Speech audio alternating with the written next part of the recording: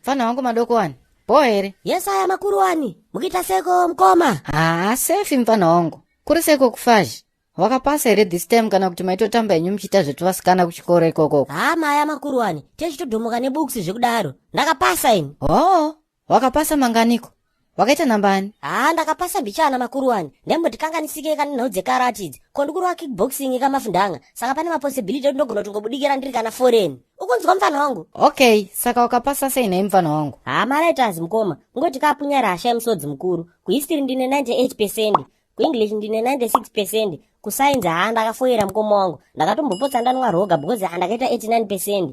Ndakabatikana mafundanga. Kumetsi ndakazama mbichana, but I need to put more freaking effort because ndine 99%. Kometsi zvinhu zvangu kamkoma ndechitoda kana waya. Then kugeography ndakafoira futi ndine 92.3344556.7%. I need to pull my socks makuru wani. Iyo munhu wakudhara. Wakapasa kaiwe. Inga unogona chaizvo. Ukuziva here kuti masimbo esa wakaita ayakaya. Ma-A. Zvichireva izvo kuti hauna kana one subject rawakaita kana B. Unogona mfana iwe. Chitora ka one Russian muka umumboenda uchitsengerera ka.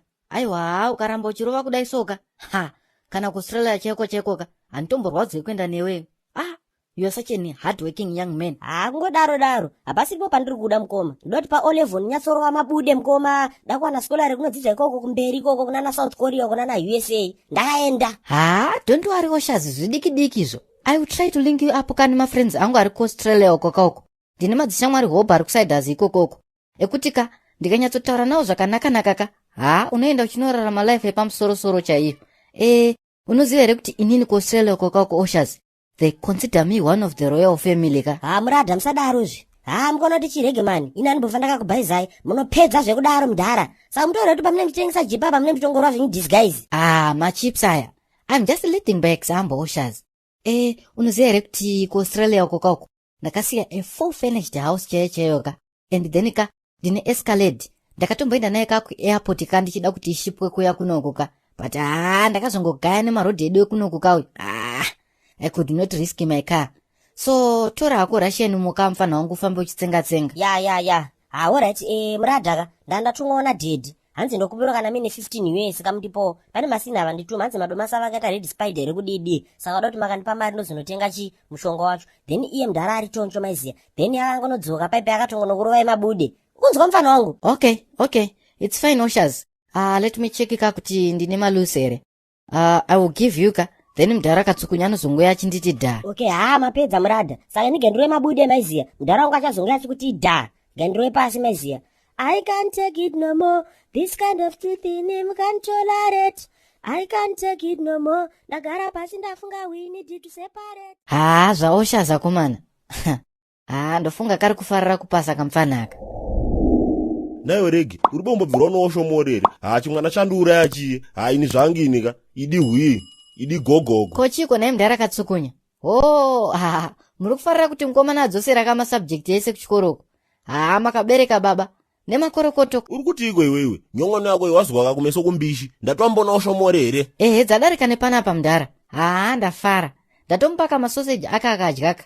Izvezvi ndikutoda kutaura nemaconnections angu ekusaidi uku kauku. Awane scholarship paanopedza form 4. Ukumboti iwe rege kusomaria. Kupasa kutodini. Kana ripotiro aribe. Ari kutsvaki Oshomole. Atema ticho wake nochimugomo chosimbi kuchikoro wanetsana. Kwaya watema wakanomukira kugoma wanga wafenda. Ari kutsvaki mapurisa izvezvi. Ndotombomutsvaka ndimubate ndimbomubanzura mbichana. Ndakapedza kumubanzura ndozomendesa kumapurisa. Chibenzi bakani. Iwe mudharewe. Tell me that you are joking.